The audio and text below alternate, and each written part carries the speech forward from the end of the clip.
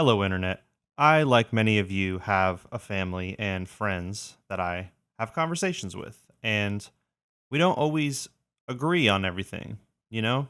There's always going to be like little disagreements that are there. And it's not even like as far as like, oh, my racist uncle at Thanksgiving kind of thing. Just disagreements about the way we see the world, the way we think things should be. And in having these conversations, I've come to the conclusion that we all pretty much want the same thing, but we're told that we don't, you know, for because of politics and all that other stuff. But at the core of all people, I truly believe that we all want the same thing. So I just wanted to talk about that today. So let's get into it. Seltzer. We got Rocket with us today. He's looking at the chow like, what the hell is that? I didn't even plan this. I had Zep in my last video and now he's here. Something that I do often now is when I'm having a conversation with somebody and I can tell that they're kind of like testing the waters on what they can speak about, and you kind of feel like there's a tiny bit of tension that is building, like nothing's really happening yet. I just start asking questions. I just want to understand where the person is coming from more than I want them to know what I even believe. You know, if somebody asks me directly, what do you think? What do you believe?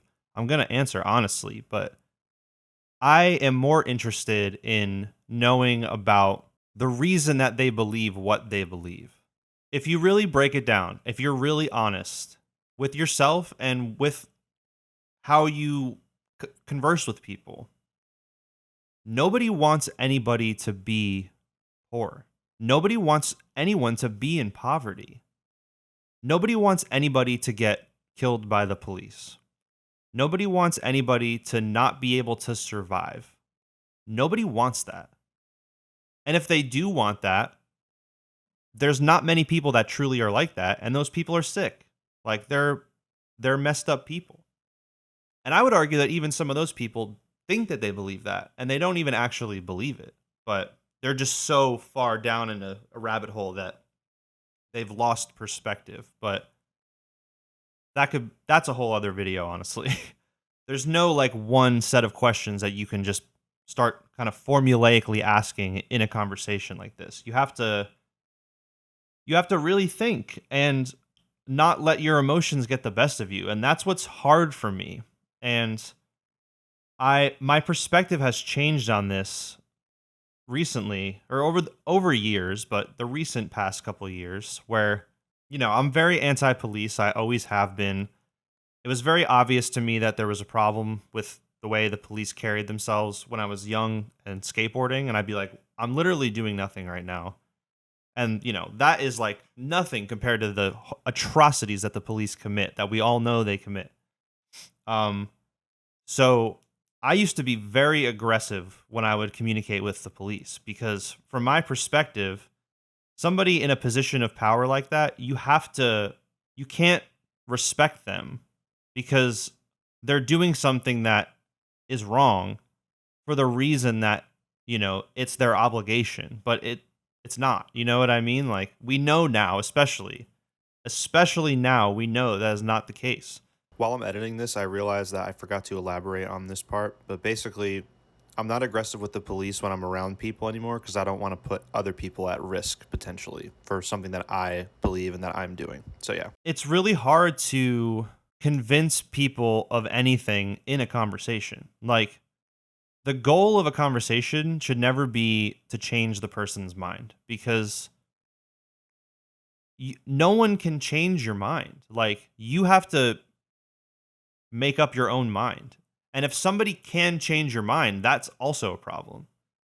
If somebody just says something, unless it's like just a fact, like an event that happened, or like just something that is undeniable in reality, that is not something that can be debated. Like, if you think that an entire type of person should not exist, then you're just a violent, hateful person. And I have nothing, there's nothing I can say to you that's going to change your mind. So at that point, if for some reason I had to be in the same space with them and I had to be in a conversation with them still, I don't know when this would be the case, but I would just make it my goal to learn as much as I can about why this person thinks what they think, because there's always a reason that people are the way that they are, for better and for worse. So I genuine and maybe I'm being altruistic and maybe I'm being idealistic, but I didn't always feel this way. For most of my 20s, I hated everybody genuinely. I had an active disdain for humanity as a whole because I was like, how, as I was like a young adult going and onto my own into the world and having to be responsible for my own shit and like really figure everything out for myself. It's like I feel like a lot of people in their 20s have that experience where they're like, how did we let this happen? How did we as a species, as a human species, as a society, how did we let it get this bad? And it's just you hate everybody because you're like, this is so fucked. And I wasn't even in anywhere near the most fucked situation as a lot of people in America. I was working, I was paying my own bills, my life was not glamorous, but so many people don't even have that, like, and it comes back to the thing that I'm talking about. Nobody wants that. Not a single person. I don't care if you're a Republican, a Democrat, I don't care if you're right wing, left wing, I don't care what you identify as. Nobody wants people to struggle. Nobody wants that. But the system that we live in requires people to struggle in order to function the way that it does. And what's the worst part about it is it's just because of like a couple people, like in the grand scheme of all the humans that exist in this country. It's all because of a couple people. And it seems so obvious, but some people it's not obvious, and that's okay. It's just like they haven't thought of it that way yet. And that's something that I've had to realize too is I'm really intense with the things that I think and the things that I want to talk about. And sometimes I don't give people like the room to have not gotten there yet. Like I expect them to be where I'm at right away. And I think in some ways it is unacceptable because I'm not special. I don't have more information than the average person. I don't have more insight than the average person. I just try to think for myself and I try to really look at a situation and be like, how do I actually feel about this? But so many people, because of the ideology in America, so many people identify as an ideology. And that can be religion, politics, there's so many things that can fall into. So when you as an individual identify as an ideology, all conscious thought goes out the window. There might be things that you genuinely agree with that are a part of that ideology, and that's what attracted you to it in the first place. But if you're putting your own personal feelings and beliefs to the side for the greater ideology that you are claiming you represent, then you're not acting on your own beliefs. You're acting on the beliefs of something else. And I I do believe that there is a value in a greater power, like identifying with a greater power. There's value in that for sure. But you have to start from your own perspective. You know what I mean? And so many people don't do that. But I don't even think they're choosing not to do it. I think that they don't even know they have the option to do that. Because even though America has a lot of freedoms, people are restricting themselves without realizing it to fall in line. Like they've made it so that they don't have to enforce certain things because we enforce it with each other.